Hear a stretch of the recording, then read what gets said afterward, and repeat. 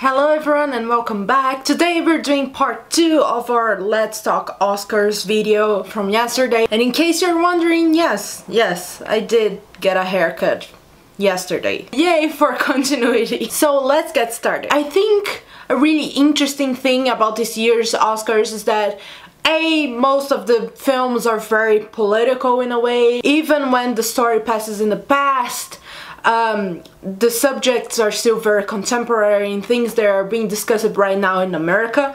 And B, I also think that the Oscars has opened up to a lot of indie films, and that was a discussion that was very present last year. One of the reasons the Oscar was so wide was because the Academy kept ignoring a lot of indie movies, and I think this year they kind of looked into that a little bit more.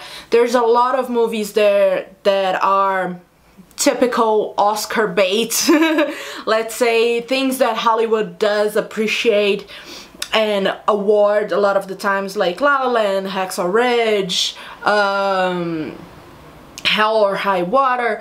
But there's also a lot of indie stuff like Moonlight, Manchester by the Sea, Fences, and also a couple of the movies that I'm gonna talk about today that aren't necessarily nominated for Best Feature Film, but are there in other categories like Captain Fantastic and Loving and etc. So I'd first like to talk about Manchester by the Sea because it was the last movie that I saw. I literally finished watching Manchester by the Sea this morning and it's a very touching movie, and I feel really bad about it because it's a movie that I absolutely adored. I think it's so well made and it has a slow pace and a slow development, and you get to know the characters, but at the same time I don't feel comfortable saying nice things about it because of Casey Affleck. And on yesterday's video I certainly brushed on that subject, but I need to reinforce that like, yes, Casey Affleck's performance is great on this, but I still think the Academy is making a mistake nominating him for Best Actor, and I don't feel comfortable praising Manchester by the Sea because of him, even though it is a movie that I absolutely adored. Oh my god, I cried so much and I felt kind of an Irish connection the way that the characters keep to themselves and have a hard time expressing feeling, yet they feel so deeply. And I think society has been very harsh about this with a number of people, yet others kind of slip by, like the backlash Fantastic Beasts suffered because of Johnny Depp. It should be kind of as huge as the backlash Manchester by the Sea should suffer because of Casey Affleck. And Birth of a Nation, of course, was completely ignored from the award season, even though it is a tremendous movie because of the history of its director. Yet Casey Affleck has profiles on major news outlets and is being praised as like this god that has been discovered. I'm like, maybe not. But yeah, I'm just really sad because I really did like Manchester by the Sea, but I just, yeah, let's move past that and get into some other films. So first, the ones nominated for Best Feature. Fences. Yeah, I liked Fences, but it still reads as a play. I really love the fast pace of conversation and how characters interrupt each other, and it's a lot of talk, and I really love the text in that, and I love how the actors find the musicality in the text. The accents and the way they speak really touches me, and I think it's beautiful. Yet it reads like a play. The cinematography is beautiful, the images you see are beautiful, but the script still reads like a play. It's a lot of talk. It's still very speech based as a play would be. But I still think like Fences is another film that is really important in the political context because it represents a little bit the cycle of abuse because the main character Denzel Washington, which is amazing in this, I have this picture of Denzel Washington doing kind of like more action driven stuff, and yet in this he's like, wow, he's really good. But anyway, because he has his dreams crushed and his hopes crushed, and because he suffers abuse from society in general, he then goes back home and propagates that towards those less powerful than him, and in this case his wife and his children. So it is the cycle of someone who is abused, abusing someone else with less power. And the name Fences, and when Denzel Washington talks about building fences to keep death away and to keep oppression and loss at bay, but then at the same time those fences keep us in, keeps them kind of caged. I think this is really important to discuss and see kind of the understanding of the female mind versus the male mind of the same situation, and I think that's very clear in this script. Yeah, I just wish they could have adapted it to cinema a little bit better. It still felt like a play, but I really did enjoy it. Then we have Hell or High Water, which I kind of consider an Oscar bait. It's not like as Oscar bait as some other movies like American Hustle or something, but it's still very Oscar bait, as in gets two like main American cliches, which is the heist movie and the western, and mashes them together. And I think The Guardian in their review of this called this a western for the Occupy generation, and I think this is kind of true. The movie itself kind of embraces that. In the trailer they have this saying like, justice isn't a crime. So it is very much about how the powerless fight the powerful, and the establishment and the fall of the establishment in small town middle America. This is made even more clear by the open ending, where it kind of declares the state of America, of this fight between people and corporations and establishment and anti-establishment. And the ending's kind of there, it raises the question like, who wins? You don't really know. The ending's very open, and you don't know who you root for, because they're both wrong yet they're both right. I think this is really good, and I think it's mostly due to the script.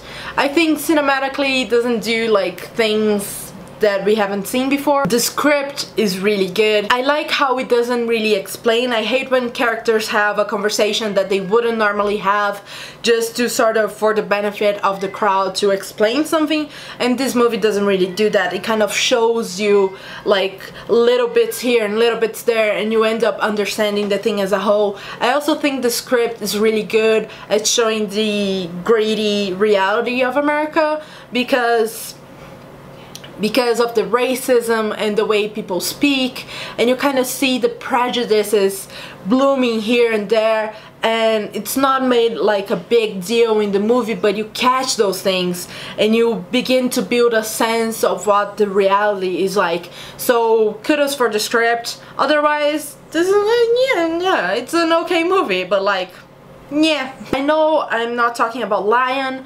I haven't seen Lion yet. And to be honest, I don't really feel like it. I don't feel like watching Lion. It's not my type of movie, so yeah, let's just skip that. If you really liked Lion, please let me know in the comments below. Why? Why do you like it? Why do you think it's worth my time? So other films that I have seen and that I liked and I think are worth discussing. First off is Loving, again with the political choice, and again an indie film. It's very much an indie film, something that I wouldn't imagine Hollywood paying that much attention to, and yet they are, which makes me really happy, and it's time we start rewarding those, and I think Loving is very much that. Ruth Negga's nomination for Best Actress it's just makes me really happy because Ruth Negga has been around. She's done a lot of things and now she's suddenly like in the big leagues, and I'm really happy for her. One thing that I really love about this film, and something that I need to point out, is how little is said actually. The characters don't need to necessarily vocalize things for you to understand what they're thinking and what they're feeling.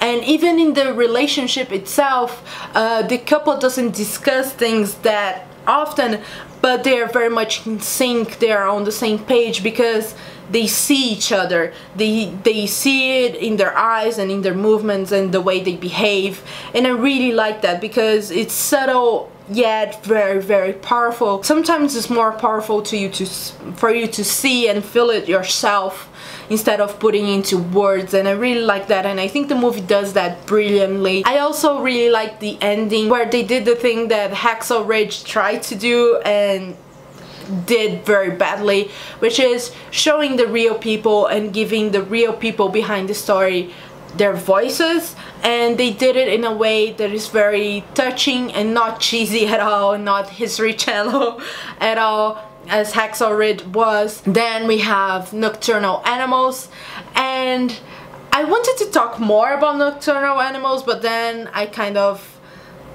went against it. Maybe one day I'll do a full review on that, because I think it's a very love or hated type of film.